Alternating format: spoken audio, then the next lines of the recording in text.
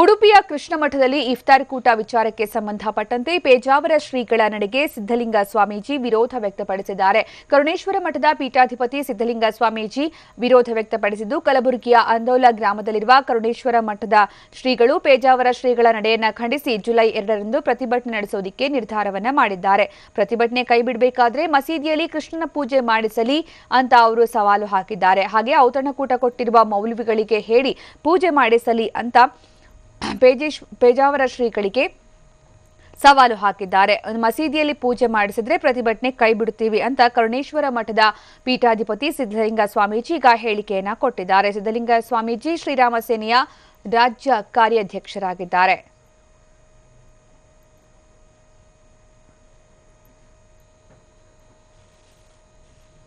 ನಮಗೂ ಕೂಡ ವಿವಾದ ಬೇಕಾಗಿಲ್ಲ, ಸಂಘರ್ಷ ಬೇಕಾಗಿಲ್ಲ, ನಮಗೂ ಶಾಂತಿ ಬೇಕು.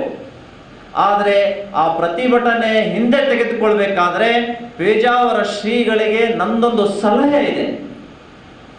ಏನು ಅಂದರೆ, ಯಾವ ಮೌಲ್ವಿಗೆ ನೀವು ನಿಮ್ಮ ಮಠಕ್ಕೆ ಕರೆಸಿ ಔತಣವನ್ನು ಕೊಟ್ಟು ನಮಾಜ್ ಮಾಡಲಿಕ್ಕೆ ಅವಕಾಶ ಮಾಡಿಕೊಟ್ರೋ ಅದೇ ಮೌಲ್ವಿಯನ್ನ ತಮ್ಮ ಮಠಕ್ಕೆ ಮತ್ತೊಮ್ಮೆ ಕರೆಯಿಸಿ ಹಿಂದೂ ಸಂಘಟಕರ ಪ್ರಮುಖರ ನೇತೃತ್ವದಲ್ಲಿ ಕೂತ್ಕೊಂಡು ನಮ್ಮ ಕರಾವಳಿ ನಾಡು ಅಷ್ಟೇ ಅಲ್ಲ, ಕರ್ನಾಟಕ ದೇಶ ಶಾಂತಿಯಿಂದ ಬದುಕಬೇಕಾಗಿದೆ. ಅದಕ್ಕೆ ನಿಮ್ಮ ಮಸೀದಿಯಲ್ಲಿ ನಮ್ಮ ಕೃಷ್ಣ ದೇವರ ಪೂಜೆಗೆ ಅವಕಾಶ ಮಾಡಿಕೊಡ್ಬೇಕು ಅನ್ನುವಂಥ ಸೂಚನೆ, ಸಲಹೆ ಪೂಜ್ಯರು ಕೊಟ್ಟರೆ ಮತ್ತು ಅದನ್ನು ನೆರವೇರಿಸಿದರೆ ಶ್ರೀರಾಮ ಸೇನೆ ಹಮ್ಮಿಕೊಂಡಿರುವಂತಹ ಪ್ರತಿಭಟನೆಯನ್ನ ಇವತ್ತೇ ವಾಪಸ್ ತಗೊಳ್ತೀನಿ.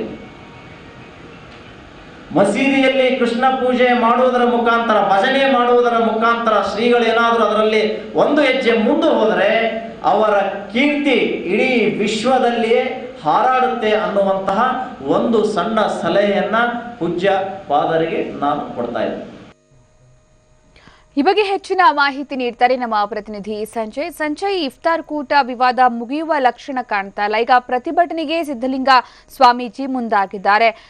ಅವರ ಬೇಡಿಕೆ ಎಷ್ಟು ಸಮಂಜಸ ಅನ್ಸುತ್ತೆ? ಸುಕನ್ಯಾ, ಏನು ರಂಜಾನ್ ಹಬ್ಬದಂದು ಉಡುಪಿಯ ಪೇಜಾವರ ಮಠದಲ್ಲಿ ಮುಸ್ಲಿಂ ಬಾಂಧವರಿಗೆ ರಂಜಾನ್ ಪ್ರಯುಕ್ತವಾಗಿ ಇಫ್ತಾರ್ ಕೂಟವನ್ನ ಪೇಜಾವರ ಶ್ರೀಗಳು ನಡೆಸಿಕೊಟ್ಟಿದ್ರು. ಇಫ್ತಾರ್ ಕೂಟದ ನಂತರ ಅದು ಒಂದು ಕಾರ್ಯಕ್ರಮ ಶ್ರೀರಾಮ್ ಸೇನೆಯ ಕಾರ್ಯಕರ್ತರ ಆಕ್ರೋಶಕ್ಕೆ ಕೂಡ ಗುರಿಯಾಗಿತ್ತು.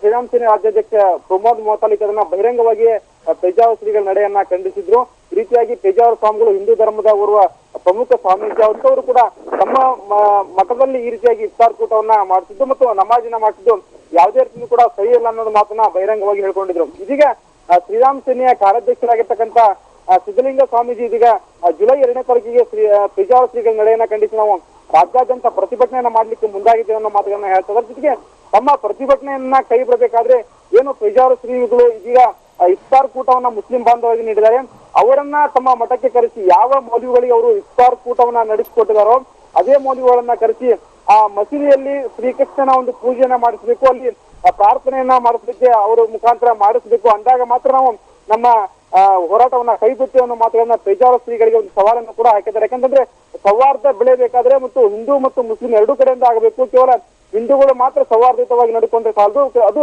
ಮುಸ್ಲಿಂ ಬಾಂಧವರಿಂದಲೂ ಕೂಡ ಆಗಬೇಕು. ಆ ಹಿನ್ನೆಲೆಯಲ್ಲಿ ಯಾವ ಪೇಜಾವರ ಸ್ವಾಮಿಗಳು ಅದಕ್ಕೂ ಕೂಡ ಮುಂದಾಗಬೇಕು. ಮುಸ್ಲಿಂ ಬಾಂಧವರನ್ನ ಕರೆಸಿ ಶ್ರೀಕೃಷ್ಣನ ಪೂಜೆಯನ್ನ ಮಸೀದಿಗಳಲ್ಲಿ ನಡೆಸುವಂತ ಒಂದು ಕೆಲಸ ಆಗಬೇಕು. ಹಾಗಾದ್ರೆ ಮಾತ್ರ ನಮ್ಮ ಪ್ರತಿಭಟನೆಯನ್ನ ಕೈಗೊಳ್ತೇವೆ. ಜೊತೆಗೆ ಅವಾಗ ಎರಡೂ ಕಡೆಯಿಂದ ಸೌಹಾರ್ದತೆ ಕೂಡ ಬೆಳೀತದೆ ಅನ್ನೋ ಮಾತುಗಳನ್ನ ಹೇಳ್ತಾ ಇದ್ದಾರೆ. ಆ ಮೂಲಕ ಅಂದ್ರೆ ಪೇಜಾವರ ಶ್ರೀಗಳ ನಡೆಯನ್ನ ಶ್ರೀರಾಮ ಸೇನೆಯ ಕಾರ್ಯಕರ್ತರು ಇದೀಗ ಕಲಬುರಗಿಯಲ್ಲಿ ಖಂಡಿಸ್ತಾ ಇದ್ದಾರೆ. ಜೊತೆಗೆ ತಾವು ಏನೋ ಆ ಶ್ರೀಕೃಷ್ಣನ ಪೂಜೆಯನ್ನ ಮಸೀದಿಯಲ್ಲಿ ನಡೆಸದೇ ಇದ್ರೆ ನಾವು 2ನೇ ತಾರೀಕಿಗೆ ರಾಜ್ಯಾದ್ಯಂತ ಪ್ರತಿಭಟನೆಯನ್ನು ಕೂಡ ಜುಲೈ 2ನೇ ತಾರೀಕಿಗೆ ರಾಜ್ಯಾದ್ಯಂತ ಪ್ರತಿಭಟನೆಯನ್ನು ಕೂಡ ಮಾಡುವುದಾಗಿ ಒಂದು ಎಚ್ಚರಿಕೆಯನ್ನು ಕೂಡ ನೀಡಿದ್ದಾರೆ. ಎಲ್ಲ ಒಂದ್ ಕಡೆ ಈ ವಿವಾದ ಮತ್ತಷ್ಟು ಇದು ಭುಗಿಲೆದ್ದೇವ ಸಾಧ್ಯತೆಗಳು ಹೆಚ್ಚಾಗ್ತದೆ. ಯಾಕಂದ್ರೆ ಇಫ್ತಾರ್ ಕೂಟದ ಒಂದು ನೆಪದಲ್ಲಿ ಹಿಂದೂ ಧರ್ಮದಲ್ಲಿ ಏನು ಪೇಜಾವರ ಶ್ರೀಗಳ ನಡೆಗೆ ಇದೀಗ ಸಾಕಷ್ಟು ವಿರೋಧ ಕೂಡ ವ್ಯಕ್ತ ಆಗ್ತದೆ.